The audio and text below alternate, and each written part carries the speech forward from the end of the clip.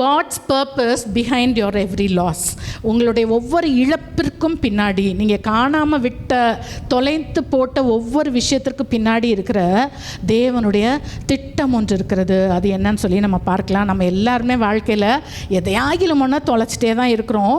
ஒரு சர்வே சொல்லுது, computer science zone survey அப்படின்னு ஒரு சர்வே சொல்லுது, ஒரு நாளைக்கு ஒரு தனிநபர் குறைந்தது ஒரு 9 பொருளையாவது என்ன செய்துடுறாங்களாம், தொலைச்சிடுறாங்க. எனக்கு தெரியும், இந்த இங்கே ஒரு ஆள் என்னை பார்க்கும்போதெல்லாம் திட்டு வாங்கும், ஆனால் இன்னும் திருந்தலை. வீட்டுக்கு வரும்போதெல்லாம் என்ன செய்யும், வண்டி சாவியை எங்கேயாவது வச்சுட்டு திருப்பி போகிறப்ப ஐயோ நான் இங்கே தானே வச்சேன், அங்கே தானே வச்சேன்னு தேடுறது. ஸோ இது மாதிரி நம்ம நிறைய பேர் என்ன செய்கிறோம், எதையாவது ஒன்று தொலைக்கிறோம். அந்த சர்வே சொல்லுது ஒரு நாளைக்கு 9 பொருளையாவது என்ன செய்கிறாங்களாம், தொலைச்சிடுறாங்க. அதை தேடுறதுக்கு நம்மளோட டைம் போகுது.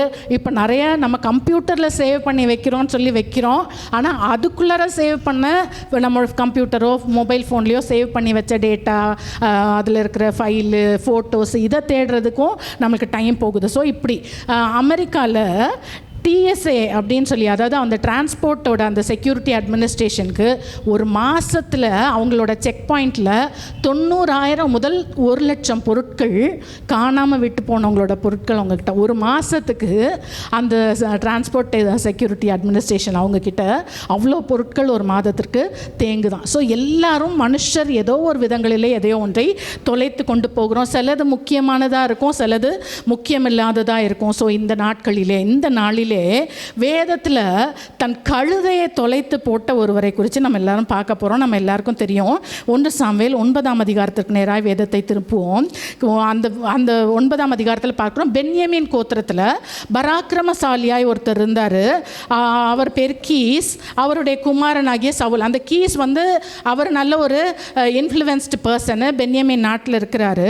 அவர் அந்த இடத்துல என்ன செய்கிறாரு, அவருடைய கழுதைகளை காணோம். கழுதை என்ன செய்யும், காணோம். அவர் என்ன செய்கிறாரு, அவருடைய பையன் சவுலையும் ஒரு வேலைக்காரனையும் அனுப்பி போய் இந்த கழுதைகளை தேடிட்டு வாங்கன்னு சொல்லி சொல்கிறாங்க. 4ஆம் வசனத்தில் பார்க்குறோம், அவங்க எப்ராயிம் மலை, சலிஷா நாடு, சாலிம் நாடு எல்லாம் கடந்து பென்யமீன் நாட்டையே கடந்து அவங்க போயிடுறாங்க. போய் சூப் அப்படின்ற ஒரு நாட்டுக்கு 5ஆம் வசனத்தில் அங்கே போகிறாங்க. போன பிறகு அதாவது இவங்க நாட்டையே விட்டு அடுத்த ஒரு தேசத்துக்கு போயாச்சு. அங்கே போன பிறகு சவுல் அவங்க வேலைக்காரன் கிட்ட சொல்கிறாரு, ஐயோ கழுதையை காணோன்னு தேடி நம்ம வந்தோம், நம்ம ஊரையே விட்டுட்டு நம்ம வந்துட்டோம். எங்கள் அப்பா என்ன செய்ய போகிறாரு, கழுதையை காணோன்ற கவலையை விட்டு நம்மளை காணோன்னு கவலைப்பட்டுற போகிறாரு, நம்ம திரும்பி போயிடலாம் அப்படின்னு சொல்லி அவர் சொல்கிறார். உடனே தான் 6ஆம் வசனத்தில் அந்த சவுளுடைய வேலைக்காரன் சொல்லுகிறாரு, இல்லை இந்த பட்டணத்தில் ஒரு தேவனுடைய மனுஷன் ஒருத்தர் இருக்கிறாரு, அவரை போய் நம்ம பார்க்க போகலாம் அப்படின்னு சொல்லி அங்கே அவர் சொல்லுகிறார். நம்ம போய் அவர்கிட்ட போய் பார்க்கலாம், ஞான திருஷ்டிக்காரரு. ஸோ அவர்கிட்ட போனால் ஒரு வேளை கழுதை எங்கே இருக்குன்னு அவர் சொல்லுவாராக இருக்கும் அப்படின்னு சொல்லி இவங்க அந்த தேவனுடைய மனுஷனை தேடி போகிறாங்க. 15ஆம் வசனத்தில் பார்க்குறோம், அந்த சாமுவேல் தீர்க்கதரிசி இடத்துல ஆண்டவர் சொல்கிறாரு, நாளைக்கு நேரத்துக்கு உன்னை தேடி சவுல்னு ஒரு பென்யமீன் நாட்டான் வருவான், தன்னுடைய கழுதைகளை தேடி வரான். அவனை நீ என்ன செய்ய போகிற, இஸ்ரவேல் ஜனங்களுக்கு ராஜாவாக அபிஷேகம் பண்ணு அப்படின்னு. அப்போ யோசிச்சு பாருங்க, கழுதையை தொலைக்க வச்சது யார்? ஆண்டவர் சொல்கிறாரு, நாளைக்கு நேரம் 16ஆம் வசனத்தில் பென்யமீன் நாட்டானாகி ஒரு மனுஷனை உன்னிடத்தில் அனுப்புவேன். எங்கே, எதை தொலைக்க வச்சு தேவனுடைய மனுஷனுக்கு நேராக கழுதையை தொலைக்க வச்சு ஒரு சாமுவேலுக்கு நேராக ஆண்டவர் என்ன செய்கிறார், அங்கே சவுலையும் அவனுடைய ஊழியக்காரனையும் அங்கே அழைத்து வருகிறார். அருமையானவர்களே, ஸோ நீங்கள் இன்றைக்கி தொலைச்ச எல்லாவற்றிற்கும் ஒரு பர்பஸ் இருக்குது. அதை யார் தொலைக்க வச்சிருப்பா? அப்போ ஆண்டவர் தான் அங்கே தொலைக்க வச்சிருக்கலாம் இல்லை? ஸோ அந்த 9ஆம் அதிகாரம் 20ஆம் வசனத்தில் பார்க்குறோம், சாமுவேலை பார்த்தோன்னே சாமுவேல் சொல்கிறாரு, 3 நாளைக்கு முன்னாடியே உன் கழுதைங்க தொலைஞ்சிருச்சு, அதை பற்றி நீ கவலைப்படாத, உன் கழுதை தொலைஞ்ச உன் கழுதையெல்லாம் என்ன செஞ்சிருச்சு, கிடச்சிருச்சு, அகப்பட்டது. இதெல்லாமல் சகல இஸ்ரவேலின் அபேட்சையும் யாரை நாடுகிறது, உன்னையும் உன் வீட்டார் அனைவரையும் அல்லவா. கழுதைக்காகவா ஆண்டவர் உன்னை இங்கே கொண்டு வந்தார்?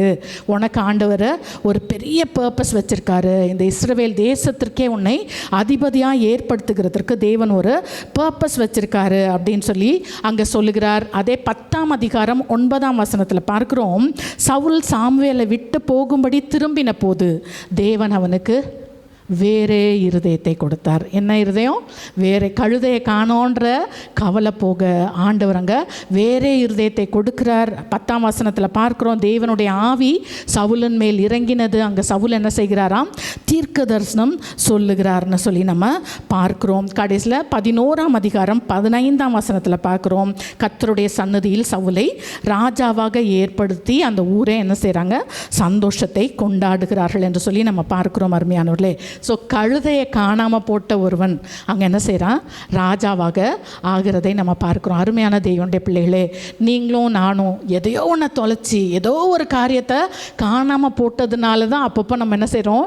தேவனை தேடுகிறோம். நான் சொல்லுவேன் எப்போவுமே, கொஞ்சம் ஒரு 20 வருஷத்துக்கு முன்னாடிலாம் ஒரு சின்ன பிரச்சனைகள் வரும், உடனே அது சந்தோஷமாக நான் முடிஞ்ச வரைக்கும் ஃபேஸ் பண்ணிவிட்டு ரூமில் போய் கதவை அடைச்சிட்டு நான் என்ன செய்வேன்? சாமி, உங்ககிட்ட என்னை இழுத்துட்டு வரணுன்னா அது எதையாவது ஒன்று சொல்லி இழுத்துட்டு வரலாமே, இப்படி ஒரு பிரச்சனையை கொண்டு வந்து தான் என்னை கொண்டு வந்து உங்கள் சமூகத்தில் நிறுத்தணுமான்னு சொல்லி நான் கேட்டிருக்கேன். ஸோ நம்முடைய சந்தோஷம், சமாதானம், நம்முடைய சுகம், நம்முடைய பொருளாதாரம் எதையோ ஒன்றை நம்ம தொலைக்கும் பொழுது கட்டாயம் நம்ம என்ன செய்கிறோம்? தேவனை தேடுகிறவர்களாக இருக்கிறோம். அருமையானவர்களே, ஸோ இன்றைக்கும் ஆண்டவர் சொல்கிறாரு, கவலைப்படாதே, அது அகப்பட்டது, ஆனால் உன்னை குறித்து நான் என்ன செய்கிறேன்? ஒரு பெரிய பர்பஸ், ஒரு பெரிய நோக்கம் எனக்கு உன்னை குறித்து இருக்கிறது என்று சொல்லி ஆண்டவர் சொல்லுகிறார். உண்மையாகவே சொல்கிறேன், ஜீசஸ் கிரைஸ்ட் இந்த பூமிக்கு வந்ததற்கு பர்பஸஸ் இருக்குது. அதில் ஒரு பிரதானமான ஒரு நோக்கம் வந்து லூக்கா 19:10, இழந்து போனதை தேடவும் ரட்சிக்கவுமே மனுஷகுமாரன் வந்திருக்கிறார் என்று சொல்லி பார்க்குறோம். அருமையானவர்களே, எதெல்லாம் நம்ம இழந்தோம்? நம்முடைய பாவத்தினால நம்முடைய சுத்த மனசாட்சியை ஒரு வேளை நம்ம இழந்திருக்கோமா? ஐயோ, நான் இப்படிலாம் பாவம் செஞ்சுருக்கேனே. மனசாட்சினா என்னன்னு கேட்குற உலகத்தில் தான் நம்ம வாழ்ந்துட்டுருக்குறோம். ஆனாலும் ஒருவேளை அப்படிப்பட்ட மனசாட்சி உடையவர்களாய் நாம் இருக்கிறோமா? சந்தோஷத்தை தொலைத்து, நிம்மதியை தொலைத்து, குடும்பத்தாரை தொலைத்து, பணம், பொருள், ஒரு சிலர் எல்லாத்தையும் தொலைச்சிட்டோன்னு சொல்கிறீங்களா? இந்த நாளிலேயும் கூட லூக்கா 15ஆம் அதிகாரத்தில் 3 காரியங்களை தொலைத்தவர்கள், காணாமல் போன 3 காரியங்களை குறித்து நம்ம பார்க்குறோம். 4வதாக ஒன்றை நம்ம ஆதியாகமத்திலேருந்தும் நம்ம பார்க்க போகிறோம். லூக்கா 15:6ஆம் வசனத்தில் பார்க்குறோம், ஒருத்தருக்கு 100 ஆடு இருக்குது, அந்த 100ல் 1 என்ன செஞ்சிருச்சு? தொலைஞ்சு போயிருச்சு. அவர் என்ன செய்கிறாராம்? அதை தேடி திரிந்து கண்டுபிடிச்சி சிநேகிதர், அயலகத்தார் எல்லாரையும் அழைத்து என்ன செய்கிறாராம்? ஆட்டை கண்டுபிடிச்சிட்டேன், நீங்கள் என் கூட வந்து சந்தோஷப்படுங்கன்னு சொல்லி அங்கே சொல்கிறார். அதில் அடுத்தாப்பில் பார்க்குறோம், ஒரு அம்மா 10 வெள்ளிக்காசு வச்சுருக்காங்க. அந்த 10 வெள்ளிக்காசில் 1 வெள்ளிக்காசு என்ன செஞ்சிட்டாங்களாம்? தொலைச்சிட்டாங்களாம். விளக்க கொளுத்தி வீட்டை பெருக்கி அங்கே தேடி என்ன செஞ்சிட்டாங்க? அதை கண்டுபிடிச்சிட்டாங்க. கண்டுபிடிச்சி என்ன செய்கிறாங்களாம்? அதே மாதிரி சிநேகிதரையும் அயலகத்தாரையும் கூப்பிட்டு, வாங்க வாங்க, தொலைஞ்சு போனேன், காசை கண்டுபிடிச்சிட்டேன் அப்படின்னு சொல்லி எல்லாரோடையும் சேர்ந்தாங்க சந்தோஷப்படுறாங்க. அடுத்த 3ஆம் ஒன்று பார்க்குறோம், ஒருத்தருக்கு 2 பையன்தான், அதில் ஒரு பையன் என்ன செஞ்சிட்டான்? காணாமல் போயிட்டான். அந்த காணாமல் போனவன் திரும்பி வரான். வரும்பொழுது 23ஆம் 24ஆம் வசனத்தில், கொழுத்த கன்றை அடியுங்கள், புசித்து சந்தோஷப்படுவோன்னு சொல்லி, என் குமாரனாகிய இவன் மரித்தான், இன்றைக்கு உயிர்த்தான், காணாமல் போனான், திரும்பவும் காணப்பட்டான் அப்படின்னு சொல்லி அங்கே கொண்டாடுறத பார்க்குறோம். 4வது ஒன்று காணாமல் போன ஒரு விஷயத்தை ஆதியாகமம் 42, 31, 32ஆம் வசனங்களிலே பார்க்குறோம். யோசேப்பையே என்ன செஞ்சிட்டாங்க? அவங்க சகோதரர் விற்று போட்டாங்க. அதாவது இப்போ இவ்வளோ நேரமும் 100ல் 1 காணாமல் போச்சுன்னு பார்த்தோம், அடுத்து 10ல் 1 காணாமல் போச்சுன்னு பார்த்தோம், 2ல் 1 காணாமல் போச்சுன்னு பார்த்தோம். இப்போது ஆளையே காணும், ஐடென்டிட்டியே இல்லை, ஊர் தெரியாது, தேசம் தெரியாது, குடும்பம் தெரியாது, எதுவுமே தெரியாது, எல்லாம் விட்டு போச்சு. யோசேப்பை விற்று போட்ட சகோதரர் என்ன சொல்கிறாங்க? நாங்கள் நிஜஸ்தர், நாங்கள் வேவுக்காரர் இல்லை, நாங்கள் யாராம்? நிஜஸ்தர். எங்கள் அப்பாவுக்கு 12 பிள்ளைங்க இருந்தாங்க, அதில் ஒருத்தன் காணாமல் போயிட்டான்னு யோசேப்புக்கிட்ட என்ன செய்கிறாங்க? சொல்கிறாங்க. அருமையான தேவனுடைய பிள்ளைகளே, ஸோ இந்த இடத்துல நீங்கள் நம்ம பார்க்குறோம், அதாவது முழுசுமாக தொலைஞ்சு போன யோசேப்பும் கண்டுபிடிக்கப்பட்டார். 2ல் 1 50% போச்சு, அங்கேயும் கண்டுபிடிக்கப்படுகிறது. 10 1 போச்சு, 10% போச்சு, அதுவும் பிடிக்கப்படுகிறது. ஒரே 1% காணாமல் போது, அதையும் குறித்து கூட தேவன் என்ன செய்கிறார்? கரிசனையாக இருக்கிறார். ஆண்டவர் நம்முடைய தலையில் இருக்கிற முடியெல்லாம் கூட எண்ணி வச்சிருக்கிறாரு. அவர் அவ்வளோ நம்மளை குறித்து அவர் கரிசனை உள்ளவராக இருக்கிறார். அருமையான தேவனுடைய பிள்ளைகளே, ஸோ தொலைந்து போனதை குறித்து தயவு செய்து கவலைப்படாதீங்க. அது கண்டிப்பாக அகப்பட்டது ஆண்டவருக்கு அதற்கு பின்னாடி உங்களை குறித்து என்னை குறித்து ஒரு பெரிய நோக்கம் இருக்கிறது என்பதை நம்ம மறந்துடாதீங்க அருமையானவர்களே. முதல் 2 சம்பவங்கள், அந்த 100 ஆடில் 1, 10 வெள்ளிக்காசில் 1 காணாமல் போச்சு. அது அந்த அம்மாவே தான், அவங்களே தான் என்ன செய்கிறாங்க? கஷ்டப்பட்டு தேடுறாங்க. நம்மளோடைய வாழ்க்கையிலும் அப்படி தான் இல்லை, நம்ம கஷ்டப்பட்டப்போ தனியாக கடந்து என்ன செய்வோம்? கஷ்டப்படுவோம். அப்புறம் கொண்டாடுறப்போ என்ன செய்வாங்க? குடும்பமாக வந்து எல்லாரும் சேர்ந்து கொண்டாடுவாங்க. ஸோ அது மாதிரி தான் அங்கே கிடைக்கிறாங்க. கிடைச்ச உடனே தேடுறாங்க, இவங்க கஷ்டப்படுறாங்க, கிடைச்ச உடனே ஊரே சேர்ந்து அங்கே பார்ட்டி நடக்குதுன்னு சொல்லி நம்ம பார்க்குறோம். 3வது சம்பவம் எப்படி காணாமல் போனால், அவன் தன்னுடைய திமிருனால, அவன் தன்னுடைய பாவத்தினால, சொந்த வழியினால அவன் காணாமல் போனால், அவனை தேடி தகப்பன் போனாரா? அவருடைய மனம் என்ன செஞ்சிச்சு? அடிச்சுக்கிட்டே இருந்துச்சு. ஐயோ, திரும்பி வந்துட மாட்டானான்னு பார்த்துட்டே இருந்தார். அப்படிப்பட்டவனையும் ஆண்டவர் திருப்பி கொண்டு வந்தார். இவரும் அரவணைத்து அங்கேயும் ஒரு பார்ட்டி நடக்கிறத நம்ம பார்க்குறோம். அருமையானவர்களே, 4ஆம் சம்பவம், உன்னையே தொலைத்து போட்டாங்க, நீயே வேண்டான்னு என்ன செஞ்சிட்டாங்க? தள்ளி போட்டாங்க, உன்னையே விற்று போட்டாங்க, துரோகம் பண்ணிட்டாங்க. முழுவதுமாய் நம்முடைய ஐடென்டிட்டியே தெரியாமல், யார் என்ன, எனக்கு என்ன இருக்குது, எதுக்கு நான் வாழ்கிறேன், ஒன்றுமே தெரியாமல் சகலத்தையும் தொலைத்து போட்டிங்களா? ஆண்டவர் சொல்கிறார், யார் உங்களுக்கு அப்படி செஞ்சாங்களோ அவங்கள வந்து உன் காலுக்கு முன்னாடி நிற்க வைப்பேன். நீ தான் என்ன செய்ய போகிற? அவங்கள ஆசீர்வதிக்க போகிற. நீ தான் அவங்களுக்கு பிழைப்பு போட்ட, அவங்களுக்கு சாப்பாடு உன் கையால் நீ செய்ய போகிறாய் என்று சொல்லி அங்கே ஆண்டவர் சொல்லுகிறார். அருமையானவர்களே, ஸோ இந்த நாளிலே எது சின்னதாக இருந்தாலும் பெரிதாக இருந்தாலும் நிச்சயமாக நம்ம தொலைத்த காரியம், காணாமல் போட்டதை கர்த்தர் நிச்சயமாக கொடுக்க அவர் சித்தமுள்ளவராக இருக்கிறார். ஆனால் என்ன செய்யணுன்றதையும் பார்க்கலாம். நியாயப்பிரமாண சட்டம் என்ன சொல்லுது? நம்ம தொலைத்த காரியங்களை குறித்து, காணாமல் போட்ட காரியங்களை குறித்து நியாயப்பிரமாண சட்டம் என்ன சொல்லுது? யாத்ராகமம் 22:9 ஒருவனுடைய மாடோ ஆடோ கழுதையோ வஸ்திரமோ காணாமல் போச்சு, அதை இன்னொருத்தன் எடுத்து வச்சுக்கிட்டான். அப்போது அங்கே ஒரு நியாயாதிபதி முன்னாடி நியாயம் விசாரிக்கப்படுது. ஸோ அந்த நியாயாதிபதி கண்டுபிடிச்ச பிறகு எவன் எடுத்தானோ அவன் என்ன செய்யணும்? ரெட்டிப்பாக கொடுக்கணும். ஸோ பைபிளின் படி, நியாயப்பிரமாணத்தின்படி மினிமம் நம்மளுக்கு டபுள் டைம்ஸ் என்ன செய்யணும்? காணாமல் போனதை டபுள் டைம்ஸ் அங்கே ஆண்டவர் நம்மளுக்கு கொடுக்கணும், அந்த எடுத்தவன் கொடுக்கணும். யோபு 42:10 பார்க்குறோம், யோபுக்கு முன்னிருந்த எல்லாவற்றை பார்க்கிலும் 2 கர்த்தர் அவனுக்கு கொடுத்தார். யோபு அதாவது ஒரு 6 மாதம் தான் ஸ்ட்ரகிள் பண்ணாருன்னு சொல்கிறாங்க பைபிள் ஸ்காலர்ஸ். நம்மளுக்கு கிளியராக பீரியட் இல்லை. ஆனால் அவர் அந்த கஷ்டப்பட்டப்போலாம் எப்படி பண்ணார்? தனியாக இல்லை, என் மனைவிக்கு என் சுவாசம் எப்படி இருக்குது, அவளுக்கு அந்த என் மூச்சு காற்று கூட அவளுக்கு பிடிக்கல. என் வேலைக்காரங்கள்லாம் என் முன்னாடி கையை கட்டி குனிஞ்சு நின்னவெல்லாம் இன்றைக்கி என்ன செய்கிறான்? என்னை ஒரு மாதிரி கேலி பண்ணுறான். அந்த மாதிரிலாம் தனியாக இருந்து கஷ்டப்பட்டார். ஆனால் அதே 42:11 பாருங்களேன், இவருக்கு எல்லாம் டபுள் டைம்ஸ் வந்த பிறகு பார்த்தோன்னா, அப்பொழுது அவனுடைய எல்லா சகோதரரும் சகோதரிகளும் அவனுக்கு இருந்த அறிமுகமானவர்கள் எல்லாரும் வந்து என்ன செய்கிறாங்க? அங்கே ஒரே பார்ட்டியும் சந்தோஷமும் ஏற்படுகிறது. அருமையான தேவனுடைய பிள்ளைகளை, இதில் என்ன நம்ம ஒரு விஷயம் படிக்கணும்னா, இதில் எது இப்படிலாம் நடக்கும், நம்ம ஆண்டவர் நம்மளை ஆசீர்வதித்து நம்மளை திருப்பும் பொழுது, அன்னைக்கு நான் கஷ்டப்பட்டப்போ நீ இப்படி பண்ணிய, நீ அதை பண்ணிய, இதை பண்ணியன்னு தயவு செய்து என்ன செய்ய வேண்டாம், சொல்ல வேண்டாம். ஆண்டவர் நம்மளை கண்டிப்பாக செய்ய போகிறாரு. அதை செய்யும் போது நம்ம அதை எப்படி ரிசீவ் பண்ணணுன்றதை தேவன் நமக்கு சொல்லி கொடுக்குறார். நீ அப்போ இப்படி இருந்தியே, உன்னை பற்றி தெரியாதா, நீ அப்படி ஆக்கும் இப்படி ஆக்கும்னு நம்ம என்ன செய்ய வேண்டாம், சொல்ல வேண்டாம், சண்டை போட வேண்டாம். கர்த்தர் இப்படி தான் அந்த காரியங்களை திருப்புவார். கர்த்தர் கட்டாயம் நமக்கு அதை செய்ய போகிறார். அருமையானவர்களே, ஸோ இந்த நியாயப்பிரமாணத்தின்படி தொலைத்தது என்ன செய்யணுமா? 2 நமக்கு திருப்பி வரணும். 2 ராஜாக்கள் 2ஆம் அதிகாரம் 11-12 எலிசா நல்ல ஒரு வசதியான வீட்டில் இருந்த ஒருத்தர் தான். வாலிப பிராயத்திலேயே எலியா தீர்க்கதரிசி வந்து என்ன செய்கிறாரு? நீ அதெல்லாம் விட்டுட்டு வா, நீ என் பின்னாடி வா அப்படின்னு சொல்லி கூப்பிடுறாரு. வீட்டை விட்டு எல்லாத்தையும் விட்டுட்டு, தொழிலை விட்டுட்டு இவர் பின்னாடி வராரு. 6 வருஷமாக எலியா கூடவே தான் இருக்கார். எலியாவை தவிர வேறு எதுவும் தெரியாது. எல்லாத்தையும் விட்டுட்டு உன் பின்னாடியே வந்துட்டேன், ஆனால் இப்போ எலியாவே உம்மை காணவில்லையே. அப்படி நம்ம யாரையோ ஒருவரை முழுவதுமாய் நம்பி இருக்கிறோம், அவங்கள ட்ரஸ்ட் பண்ணி அவங்கள டிபெண்ட் பண்ணியிருக்கிறோம், அப்படிப்பட்டவரை காணவில்லை. அக்கினி குதிரைகளும் அவர் நடுவாக வந்து இருவரையும் பிரித்தது. எலியா சுழல் காற்றிலே பரலோகத்திற்கு ஏறி போனார். எலிசாங்க புலம்புறாரு. அவனை அப்புறம் காணாமல் தன் வஸ்திரத்தை என்ன செய்தார்?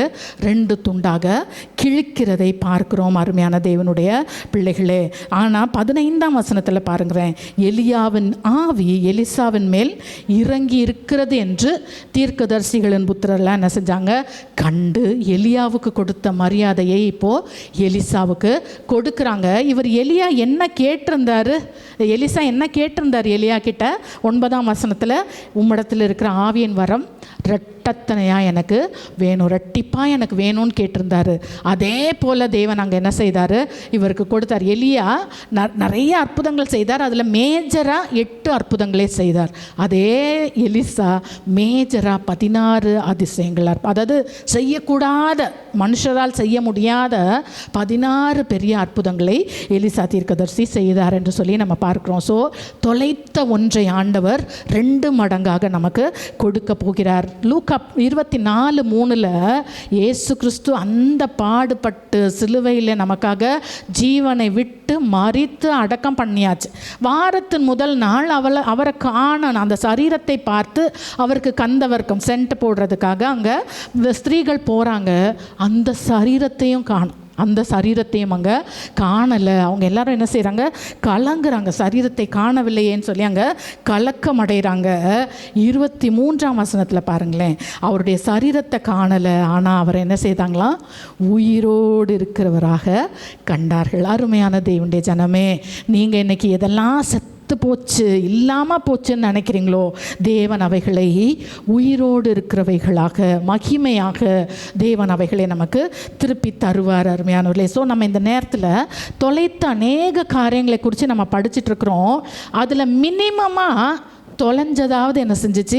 திருப்பி வந்துச்சு. அந்த 100 ஆடில் அந்த 1 திருப்பி வந்துச்சு. 10 வெள்ளிக்காசில் 1 திருப்பி வந்துச்சு.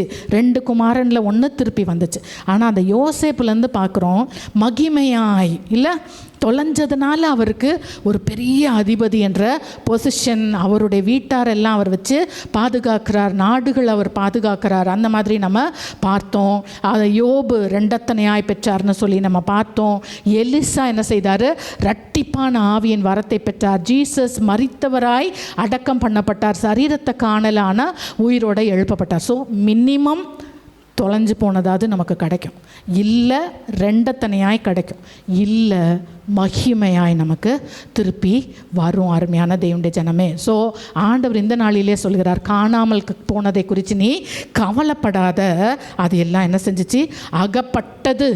ஆனால் நீ தொலைத்ததற்கு பின்பாக ஒரு பெரிய நோக்கம் இருக்குது, ஒரு உயர்ந்த அழைப்பு உனக்கு இருக்கிறது அப்படின்னு சொல்லி அங்கே ஆண்டவர் சொல்லுகிறார். ஸோ அந்த அழைப்புக்கு நேராய், இல்லை சவுலை யோசிச்சு பாருங்களேன், இல்லை நான் கழுதையை தான் தேடுவேன், நான் அதை தேடி தான் வந்தேன், எனக்கு இந்த ராஜாங்கம்லாம் வேணான்னு உதறிட்டு போகலைல்ல.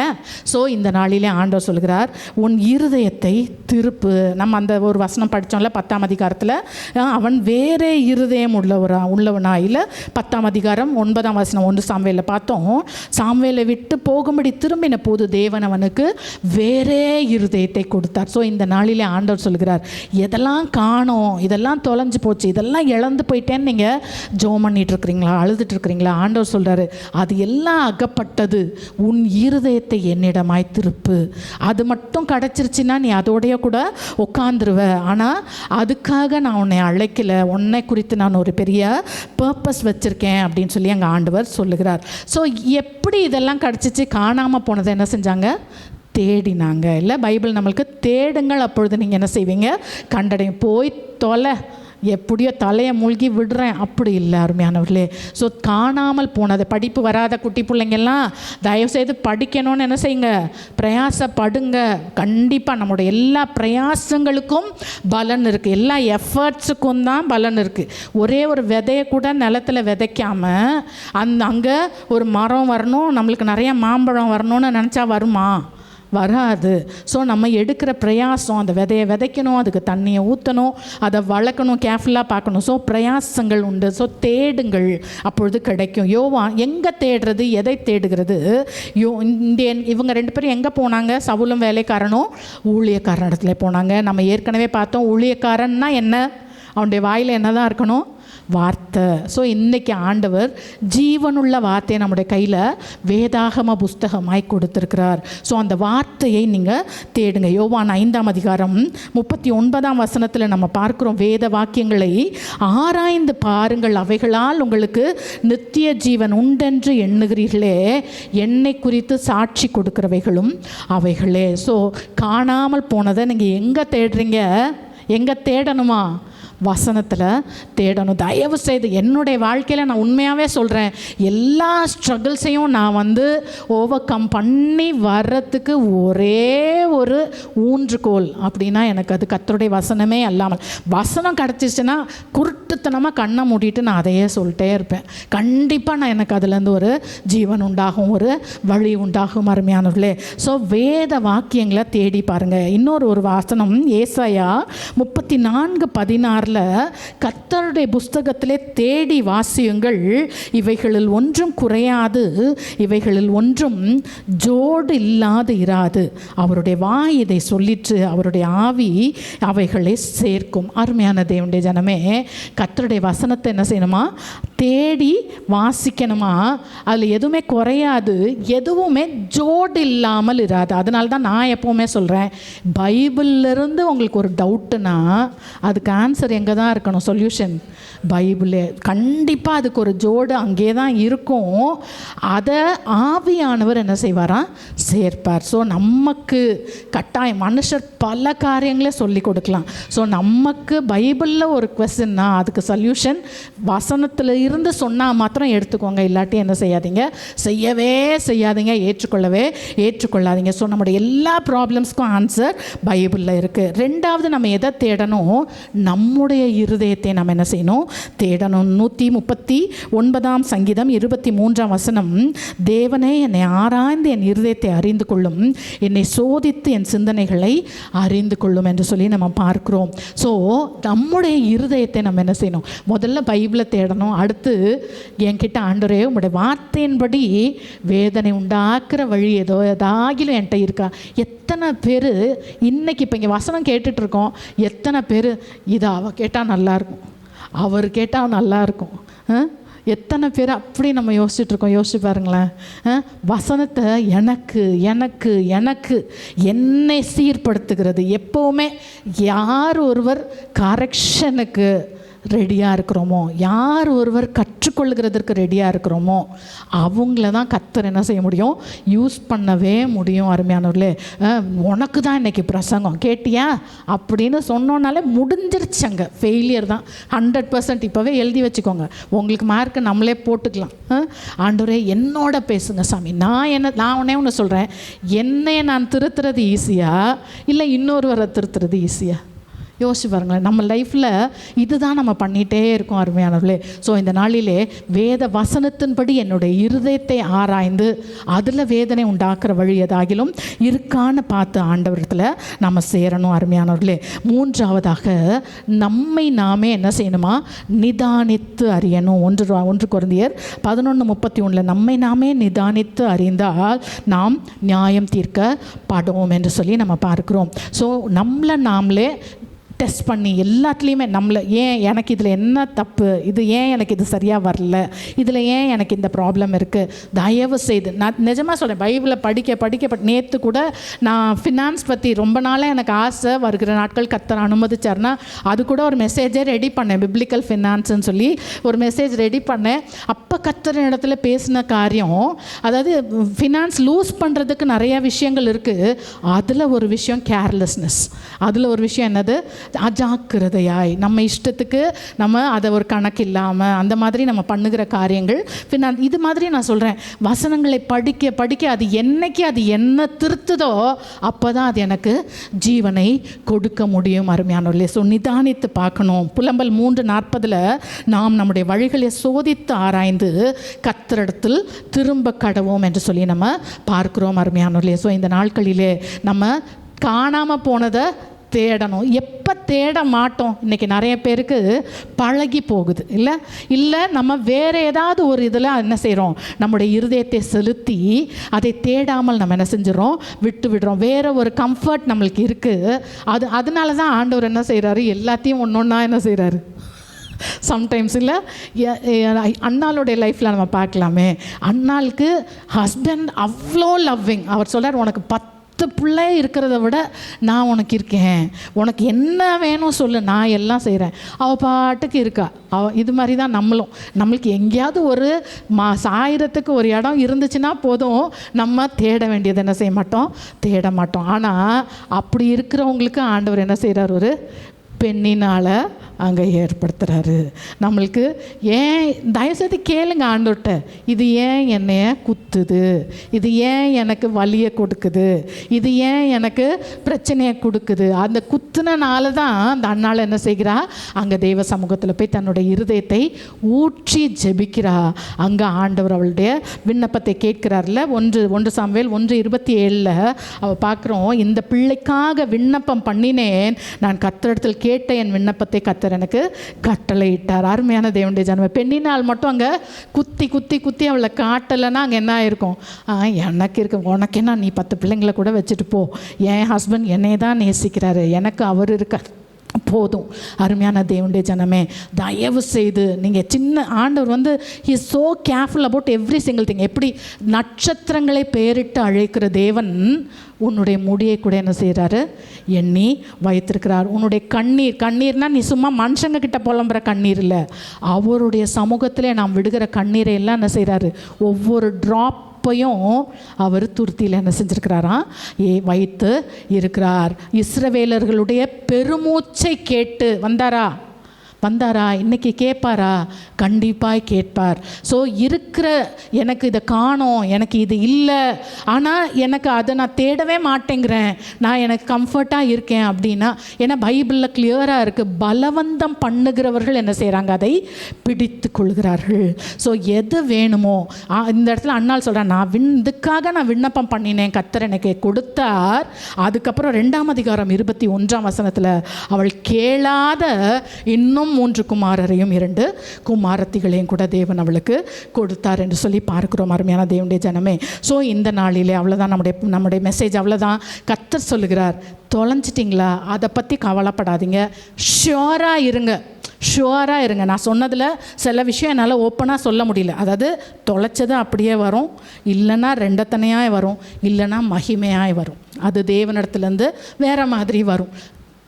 கண்டிப்பாக அதை கொடுக்க வேண்டியது தேவனுடைய வேலை. அவர் கட்டாயம் அதை செய்தே முடிப்பார், கவலையே படாதீங்க.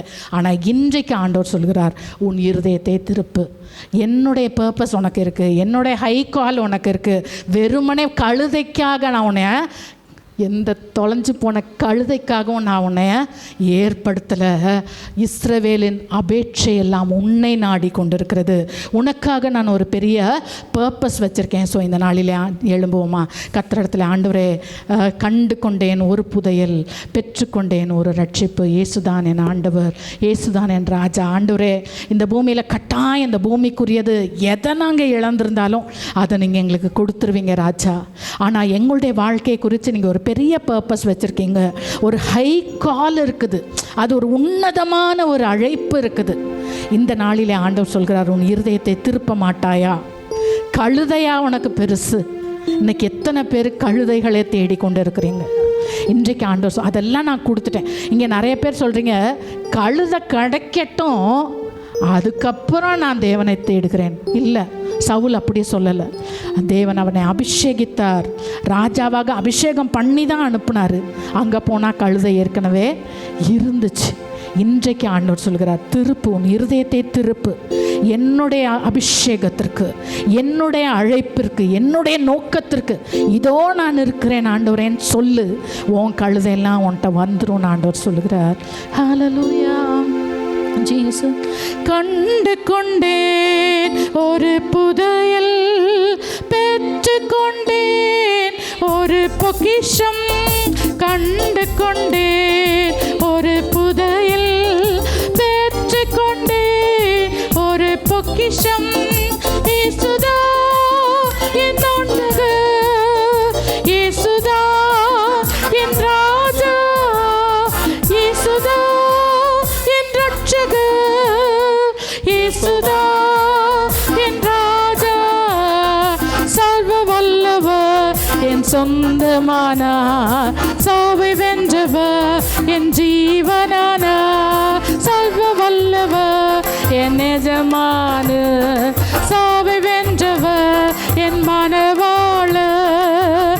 ஆஹா, இது அதிசயம் தானே, ஓஹோ இது உண்மைதானே. ஆஹா, இது அதிசயம் தானே, ஓஹோ இது உண்மைதானே. பரலோகத்தில் எனது பெயர் எழுதிவிட்டார் என் இயேசு. பரலோகத்தில் எனது பெயர் எழுதிவிட்டார் என் இயேசு. என் வாழ்வில் நோக்கமெல்லாம் இயேசுவுக்காய் வாழ்வதுதான். என் வாழ்வில் நோக்கமெல்லாம் இயேசுவுக்காய் வாழ்வதுதான். சர்வ வல்லவர் உண்மையாகவே நம்முடைய வாழ்க்கையின் நோக்கம் சொல்லுவோம். ஆண்டவரே, என் இருதயத்தை உங்க நோக்கத்திற்கு நேராய் நான் திருப்புகிறேன் ஆண்டவரே. வெறும் கழுதைக்காக என் வாழ்க்கை இல்லை ராஜா. என் வாழ்க்கை கழுதையை தேடி போய்கொண்டிருக்க வேண்டாம் ஆண்டவரே. என் வாழ்க்கை கர்த்தாவே, என் வாழ்க்கை குறித்த உம்முடைய உன்னத நோக்கத்திற்கு, உம்முடைய உன்னத அழைப்பிற்கு, உன்னத மேன்மையான அபிஷேகத்திற்கு என் இருதயத்தை திருப்புகிறேன், தாழ்த்தி ஒப்பு கொடுக்கிறேன் ராஜாதி ராஜாவே.